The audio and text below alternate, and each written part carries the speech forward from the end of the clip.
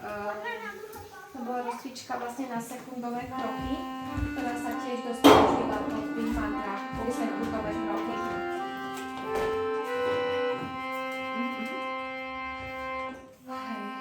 A my potom si urobíme ešte na terciové kroky, lebo to sa tiež, to je taký základ, ktorý by sme mali zvládnuť.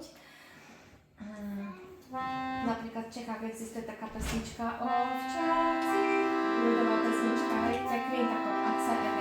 A my si to môžeme urobiť z nejaký iný, hej, proste nejaké iné vokály. Napríklad pre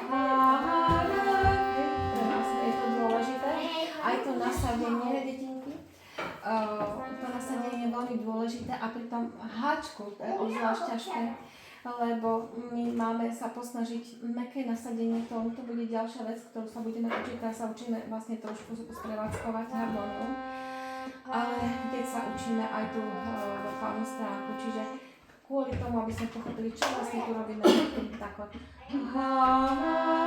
skúsme to urobiť.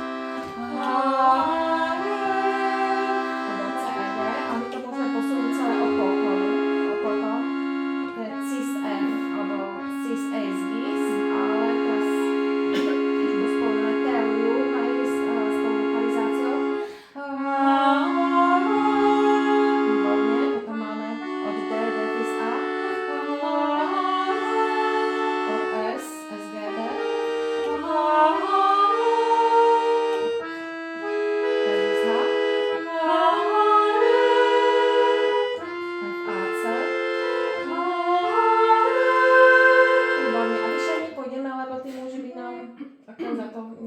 povedali, hej. A teraz môžeme ísť naspäť tieto kvintakordy a čo je náročné, pekne zaspievať Kršna. Kršna, potom vlastne spievam ako keby neurčitý vokál. A veľmi pekne si s tým poradia tí profesionálni speváci aj tým, že vlastne krúžia na tom jednom tóne, ako keby ho obtočili. Kršna, skúsme.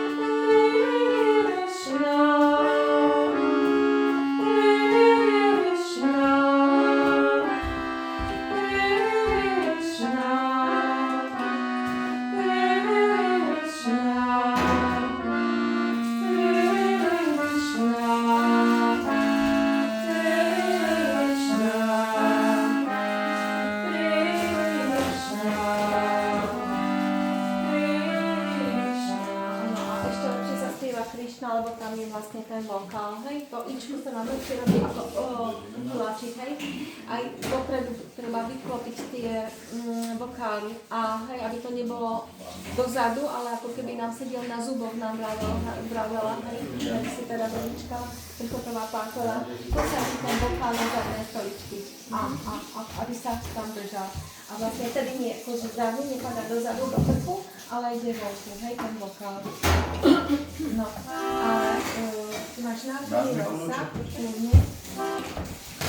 Počkaj to tak. A počkaj, ja mám kľúč.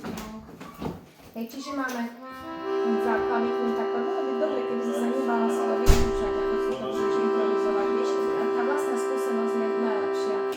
Zobrať sa tieto tóny, C, E, G, to je už harmonizácia. C, E, G. No, budem skúšať si strašne, keď neviem, tak ale budeš to mať naformované, čiže vidíš každý tretí tón, C, E, G. Keď zaspívame si ho. C, E, G. A pamätáme si, že C je pred dvoma čiernymi, E je za dvoma čiernymi a G je medzi dvoma čiernymi. To je tónka. A potom máme tú subdominantu, ale je to v obrate, ale je preto, aby sme si ju lepšie dostali do prstu, aby sme neskákali počas mantry, hej, tak to bolo nezmysel, aby sme sa aj milili, hej. Čiže máme to všetko v ruke C, E, G, poďme si tú subdominantu zaspívať C, F, A, C, F, A, zasa C je C, F, A, čiže C je pred dvoma čiernymi klávesami. Môžeme niečo povedať? Áno. Že ty potom dáš dole?